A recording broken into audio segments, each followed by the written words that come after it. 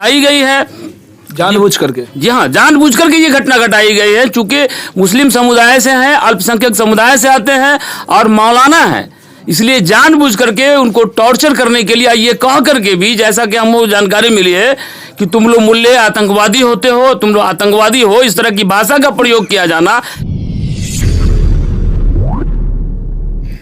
मैं इंसाफ मंच का प्रदेश, एक सेकंड जी, बताइए क्या बनना चाहते हैं आप?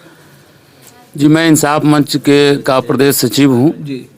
और सीतामढ़ी से मैं इस घटना के बारे में सुनकर यहाँ आया हूँ। अच्छा, आप सीतामढ़ी से आए? जी, इस घटना के बारे में जो जानकारी मिली है, ये घटना अत्यंत निंदनीय ही नहीं, निंदनीय तो है ही, शर्मनाक है ही, बल्कि इसके बारे में तो शब्द नहीं मिल पा रहा है। इस तरह की घटना को किन शब्दों में कहा जाए, ये प्रशासन के, इसको नंगा नाच इसको कहा जाएगा।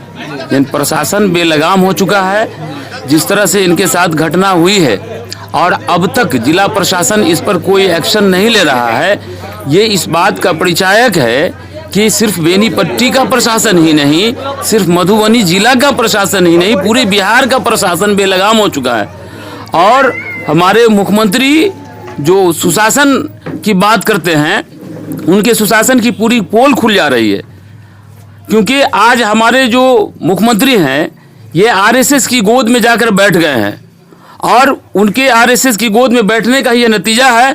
आरएसएस, यहाँ की जो सरकार है, नीतीश कुमार महज एक मुखौटा है, और यहाँ की सरकार को पूरे तौर पर बीजेपी और आरएसएस के लोग हैंडल कर रहे हैं।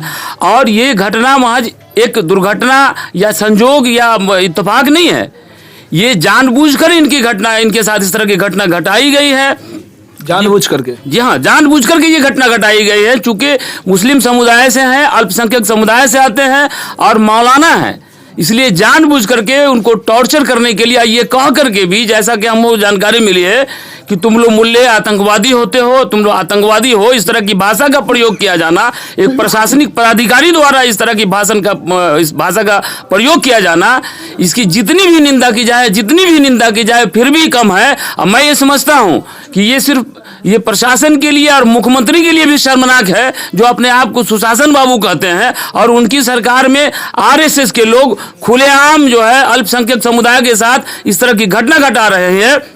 जबकि आम आवाम, कोई भी पब्लिक, उनके साथ जब कोई घटना घटती है, उनके साथ कहीं रास्ते पैरे में कोई मामला होता है, तो वो प्रशासन से मदद लेते हैं। लेकिन जब प्रशासन ही इस तरह की घटना करेगा, प्रशासन ही अल्पसंख्यक समुदाय के लोगों को टॉर्चर करेंगे, उनके साथ इस तरह की घटना घटाएगा, तो फिर लोग कहाँ जाएंगे? इस कानून पे फिर भरोसा रहेगा नहीं लोगों का। बिल्कुल, ये माने प्रशासन खुद इस तरह की हरकत कर रहा है, जिससे लोग कानून पर से भरोसा करना छोड़ देंगे, और नतीजा होगा कि जनविद्रोह हो सकता है। जनविद्रोह हो सकता है, सीधी सी बात है। जब कानून पर से जब भरोसा उठेगा, तो आदमी आत्मरक्षा की व्यवस्था करेगा। तो अगर इस तरह की घटना अगर भविष्य में होती है, पुनरावृत्ति होती है, तो इस तरह की परिस्थिति पैदा हो सकती है। क्योंकि दुनिया के हर आदमी को, ये मानवाधिकार है, ये ह्यूमन राइट्स है कि हम अपनी रक्षा खुद करें। तो हमारे साथ जो पुलिस वाला इस तरह की हरकत करेगा, तो फिर क्या होगा? आदमी उसका विरोध करने पर, उसके खिलाफ लड़ने पर मजबूर होगा। इसलिए मैं इस घटना की तीव्र निंदा करता हूं इंसाफ मंच की ओर से, और मैं ये बता देना चाहता हूं यहाँ के जिला प्रशासन को, यहाँ के एसपी को, यहाँ के डीएम को और सुशासन बाबू को भी, कि अगर इस तरह की घटनाओं पर रोक नहीं लगी, अगर मौलाना के साथ सही इंसाफ नहीं हुआ, अगर जल्द से जल्द उस पर प्रशिक्षु डीएसपी, ये और भी मने निंदनीय और चिंतनीय विषय है कि जो अभी प्रशिक्षु है, खुद अभी ट्रेनिंग ले रहा है, और ट्रेनिंग पीरियड में इस तरह की घटना अंजाम दे रहा है, तो कल को अगर वो किसी पद पर नियुक्त हो जाएगा, उसके बाद वो क्या करेगा? वो तो लगातार इस तरह की हरकतें करेगा। यानी पुलिस की वर्दी में बैठ करके वो आरएसएस का काम करेगा।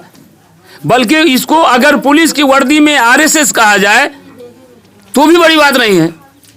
तो इसलिए मैं सुशासन बाबू से मांग करता हूं कि अगर आप ये चाहते हैं तो जल्द से जल्द इमीडिएट उसको न सिर्फ सस्पेंड किया जाए, बल्कि उसकी नौकरी से उसको डिसमिस किया जाए। ऐसे आरएसएस के लोगों से नौकरी से हटाया जाए। अगर नहीं हटाया जाएगा तो इसके खिलाफ हम लोग लड़ेंगे। हम लोगों ने बहुत जुल्म सहा, अब जुल्म सहने वाले नहीं हैं। इसके खिलाफ पूरा सड़क से लेकर के सदन तक लड़ाई होगी और बेनीपट्टी की धरती से पटना तक अगर जरूरत पड़ेगी तो दिल्ली तक लड़ाई लड़ी जाएगी।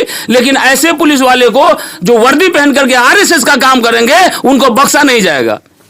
चलिए, बहुत बहुत शुक्रिया। दोस्तों, अभी आपने सुना यहाँ पर मौलाना साहब बताए कि मौलाना मोहम्मद फिरोज साहब के साथ जो पुलिस प्रशासन बर्ताव किया है वो बिल्कुल निंदनीय है। बोला गया कि यहाँ पर गाड़ी रोको, 2-4 कदम आगे बढ़ गया तो उनको बताना चाहिए, समझाना चाहिए, और जो उन पे चालान होता है जो कानून के तहत, वो चालान काटा जाना चाहिए। थोड़ी देर के लिए सजा देना चाहिए, चौकी में ले जा करके जमा कर लेते, फिर थोड़ी देर के बाद छोड़ देना चाहिए।